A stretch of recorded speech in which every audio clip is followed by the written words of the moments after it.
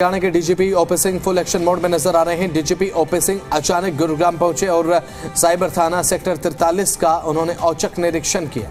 और यही नहीं, डीजीपी एक शिकायतकर्ता के तौर पर साइबर थाना पहुंचे थे, जिससे मौके पर मौजूद पुलिसकर्मी भी हैरान रह गए। DGP OP Singh Delhi airport से सीधे निजी कार में सवार होकर साइबर थाना पहुंचे। हालांकि हैरानी की बात तो यह है कि किसी गेट पर मौजूद सिपाही ने डीजीपी ओपी सिंह को नहीं पहचाना और जब उन्होंने कहा कि मुकदमा दर्ज कराना है तो गेट ड्यूटी पर मौजूद सिपाही ने उन्हें ऊपर कमरा नंबर 24 में ड्यूटी ऑफिसर के पास भेज दिया। डीजीपी ओपी सिंह के मुताबिक जब वो साइबर थाने में डिजिटल अरेस्ट का मुकदमा दर्ज कराने के लिए निजी कार से पहुंचे तो गेट के सिपाही ने उन्हें नहीं पहचाना और जब उन्होंने कहा कि मुकदमा दर्ज कराने के लिए कार्रवाई करवानी है तो उसके बाद उन्हें बता दिया गया कि कहां आपको जाना है। कुछ ही देर बाद जब पुलिसकर्मियों को इसके भनक लगी तो मौके पर सीपी, डीसीपी, एसीपी, एसएचओ और दूसरे अधिकारी भी तुरंत पहुंच गए। निरीक्षण के दौरान डीजीपी ने पुलिसकर्मियों की कार्यशैली को संतोषजनक पाया और सराहना भी की है। उन्होंने मौके पर पहुंचकर पुलिसकर्मियों का अब उत्साहवर्धन भी किया और साफ निर्देश दिए कि साइबर क्राइम से जुड़े मामलों में तुरंत संवेदनशील व्यवहार अपनाएं।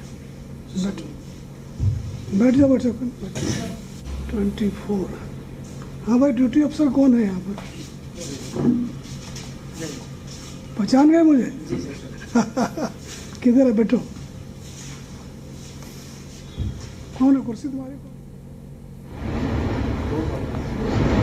प्लेट होती है 24। हाँ भाई, ड्यूटी अफसर कौन है यहाँ पर? पहचान गए मुझे? किधर है? बैठो। तो गुरुग्राम प्राइवेट गाड़ी से आया था और नीचे जो मुलाजिम खड़ा था उसने पहचाना नहीं मुझे और उसने अच्छे से बात की कि क्यों आए हो। हमने कहा जी मुझे डिजिटल अरेस्ट का मुकदमा दर्ज करवाना है। तो बोला जी सेकंड फ्लोर पर 24 नंबर कमरे में आपको ड्यूटी अफसर मिलेंगे। मैं ऊपर आया तो मुझे ड्यूटी अफसर मिले तो चलो ये तो मुझे पहचान गए थे। मैंने पूछा कि जी आप नीचे क्यों नहीं थे? बोला जी ये कंप्लेनेंट आया था, इसके पैसे जो थे गलती से किसी अकाउंट में चले गए थे, वो फिर वापस आ गए हैं, ये उनको वापस देना है। इसमें एप्लीकेशन लिखवा रहे थे। आईटी एक्ट जो इंफॉर्मेशन टेक्नोलॉजी एक्ट है उसमें भी क्लियर प्रावधान है कि अगर बैंक ने ड्यू डिलिजेंस नहीं किया और किसी के पैसे को नुकसान हो गया तो उसका नुकसान नहीं हुआ, बैंक का हुआ। तो हमने बात करी अपने अफसरों से, हमने ये तय किया है कि जितने भी मुकदमे हमारे अंडर इन्वेस्टिगेशन या पहले वाले भी हैं उसमें हम इस एंगल से जरूर जांच करेंगे कि क्या बैंक ने एक कस्टमर का पैसा ट्रांसफर करते समय ड्यू डिलिजेंस किया कि नहीं किया।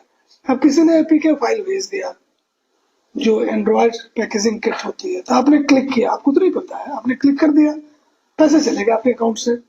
तो बैंक के पास व्यवस्था तो होनी चाहिए कि जब क्लाइंट ने प्रोसेस नहीं किया इनिशिएट, हम क्यों पैसे पे कर रहे हैं। तो अब जो है जी आज के बाद से तो पक्का ही इसको मान लो कि जो भी साइबर क्राइम का मुकदमा दर्ज होगा, जो भी शिकायत होगी, हम एक लाइन ऑफ इन्वेस्टिगेशन जरूर रखेंगे कि बैंक ने ड्यू डिलिजेंस किया था कि नहीं किया था। अगर नहीं किया था पैसे वो भरेंगे।